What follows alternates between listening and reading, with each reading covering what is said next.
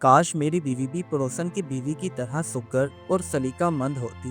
गांव में रहने वाला एक आदमी अक्सर सोचता था कि काश मेरी बीवी भी पड़ोसन की बीवी की तरह सलीकाशार होती, साफ सुथरा घर रखती, नर्म लहजा होता। मगर एक दिन यही सोच उसके लिए ऐसा सबक बनी जिसे सोचकर वो खुद भी हैरान रह गया।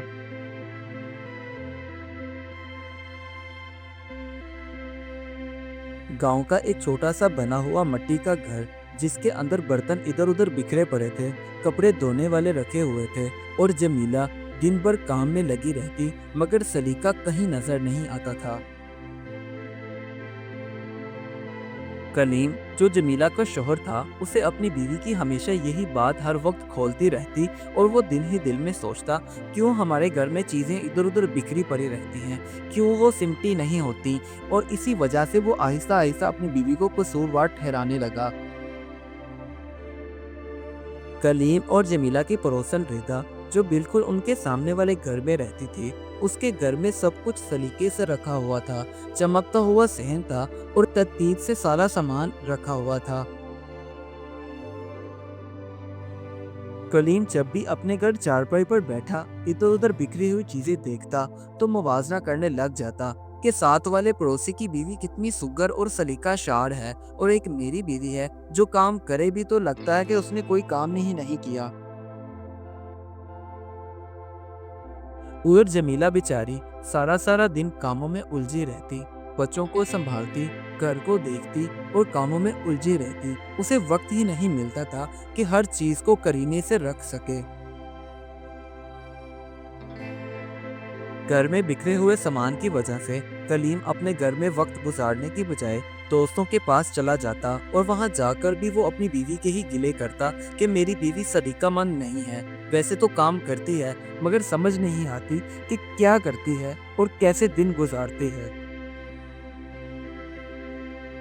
जमीला बेचारी को जब ये बात पता चली कि उसका शोहर कलीम बाहर जाकर अपने दोस्तों में उसके गिले शिकवे करता है और कहता है कि मेरी बीवी को बिल्कुल भी सलीका नहीं है, ये सुनकर उसका दिल बर्दाश्त हुआ, मगर फिर भी उसने काम ना छोड़ा, वो अपने कामों में ही लगी रही। उधर रिदा गांव के सब लोगों से हंस हंस कर बातें करती और चेहरे पर मुस्कुराहट भी रखती, जिसकी वजह से गांव वाले उसे मिसाली औरत समझने लगे, और लोग कहते कि बीवी हो तो रिदा जैसी।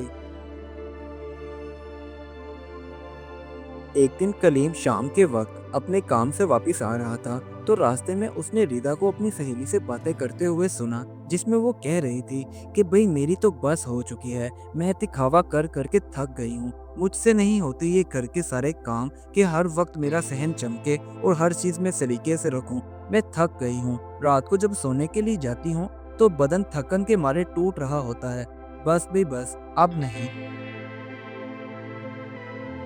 क्योंकि रिदा बेचारी सारा सारा दिन काम करती और बस इसी दौड़ में लगी रहती कि अपने घर को बेहतरीन दिखाऊं। यही दबाव उसका सरदर्द बनता जा रहा था कि मेरे काम में गलती की जरा सी भी गुंजाइश ना हो। रिदा की सारी बातें सुनकर जब कलीम घर आया, तो अपने सहन में चारपाई पर बैठकर सोचने लगा कि जो सलीका बाहर से नजर आता है, उसके पीछे कितनी थकन, मेहनत और दिखावा छुपा होता है। अब अगले दिन सुबह के वक्त कलीम काम पर नहीं गया और चारपाई पर बैठा सारा दिन अपनी बीवी के कामकाज देखता रहा कि किस तरह वो सारा दिन बिना आराम किए घर के कामों में मसरूफ है और कम वसाइल में सब कुछ संभाल रही है, वो भी बिना किसी शिकायत के। पहली बार कलीम को जमीला का एहसास हुआ और उसने अपनी बीवी का कामों में हाथ बटाना शुरू किया। अब उसके साथ झाड़ू, बर्तन, सब कुछ साथ मिलकर करवाता।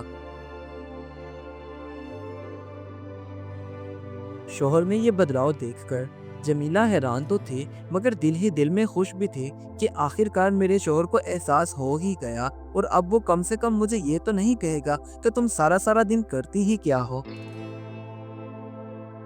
हर गुजरते दिन के साथ साथ अब कलीम का घर आहिस्ता आहिस्ता साफ सुथरा और सलीकेमंद नजर आने लगा, क्योंकि काम करने वाले हाथ अब दो नहीं बल्कि चार हो चुके थे। अब कलीम अक्सर अपना फारिग वक्त घर में अपनी बीवी और बच्चों के साथ गुजारता, उनके साथ बैठता, گپے لڑاتا اور ساتھ مل کر کھانا کھاتے۔ اسی وجہ سے ان کا گھر آہستہ آہستہ سکون کا گہوارہ بنتا جا رہا تھا۔ ادھر ردا، جس کی کوئی اولاد نہیں تھی اور اس کے شوہر نے دوسری شادی کر لی تھی، آخرکار اس نے بھی سیکھ لیا کہ ہر چمکتی چیز سکون کی نشانی نہیں ہوتی۔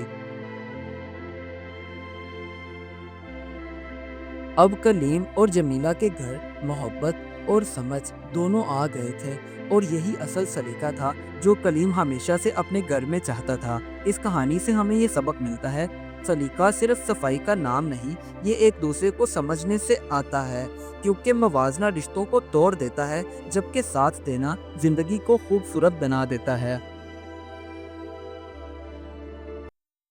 Do like my videos and don't forget to subscribe my YouTube channel. Also press the bell icon.